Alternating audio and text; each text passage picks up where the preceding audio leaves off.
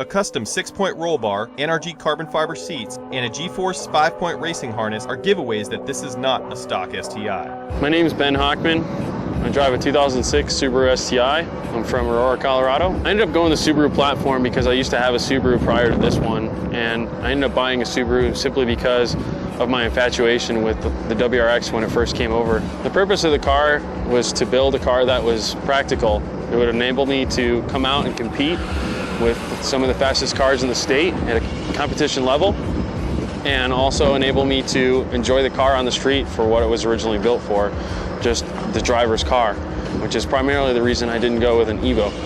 I have a lot of fun on the street because I'm able to surprise a lot of cars, you know, even just lane changing, you know, trying to give courtesy to certain people and they don't want to give it, and I'll just take it.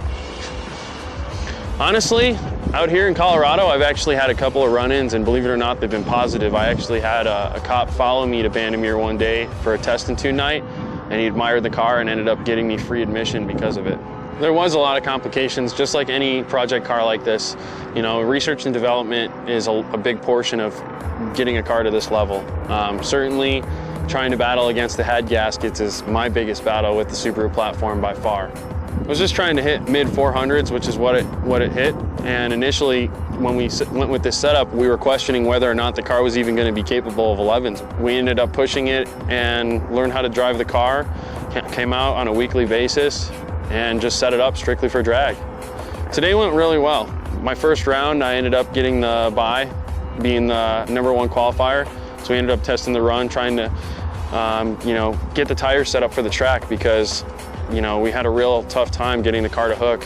We didn't get the 60 foots that we were looking for all day. So overall, we didn't get the performance out of the car that we were looking for, but we ended up keeping our head down and driving through it. The Subaru EJ257 short block has been fortified with 8.5-to-1 CP pistons, powder connecting rods, and Cosworth rod and main bearings. ARP L19 head studs were also used in the build by Metro Performance to provide additional clamping force on the Cosworth head gaskets. A Force Performance FP Red TD06 hybrid turbocharger sits atop a Swain-Tech coated agency power exhaust manifold. A Hyperflow 660 GT core establishes the custom intercooler system. A Buescher Racing dual in-tank fuel pump system and a set of 2,000 cc per minute squirters from Injector Dynamics make up the fuel system. Yeah, I mean, it was a real nerve-wracking moment racing Aaron. Him and I have been building cars side by side for years now, and we're constantly just trying to keep up with each other. He does have the higher horsepower car, but I do have more experience in the car driving it down the track. So what it came down to was just driver, and I think it was a good end result.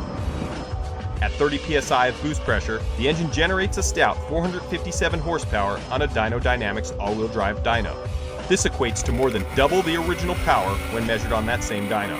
An advanced clutch technology 6-puck HD clutch modulates power delivery, while DBA 4000 series rotors and Hawk Performance HP pads deliver the stops. A set of Tane Super Street coilovers help to plant the Enkei RPF1 wheels dressed with the 245/45 R17 BF Goodrich drag radials to the ground. Soon we're gonna probably be sleeving the motor, O-ringing the heads, and bumping it up to a larger turbo so that I can run the same size turbos that my competition's running, and they will no longer have that competitive advantage. I'd like to see this car do 10.5 at 135 or low 10s.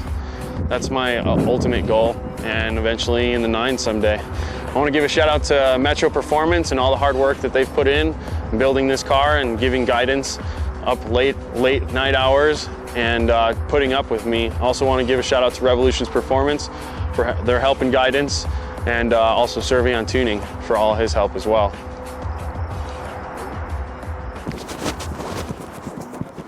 I'm just giving you a hard time. No worries, brother. I'll call your boss in the morning.